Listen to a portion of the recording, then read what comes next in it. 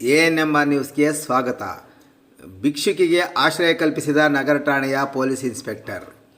ಚಿಂತಾಮಣಿ ನಗರದ ಬೆಂಗಳೂರು ಜೋಡಿ ರಸ್ತೆಯ ನಗರಸಭೆಯ ಮುಂಭಾಗದ ಆಂಜನೇಯ ರೆಡ್ಡಿ ವೃತ್ತದ ಬಳಿ ಅನಾಥವಾಗಿ ಕುಳಿತಿದ್ದ ಭಿಕ್ಷುಕಿಗೆ ನಗರ ಠಾಣೆಯ ಪೊಲೀಸ್ ಇನ್ಸ್ಪೆಕ್ಟರ್ ಆನಂದ್ ಕುಮಾರ್ ಆಶ್ರಯವನ್ನು ಕಲ್ಪಿಸಿದರು.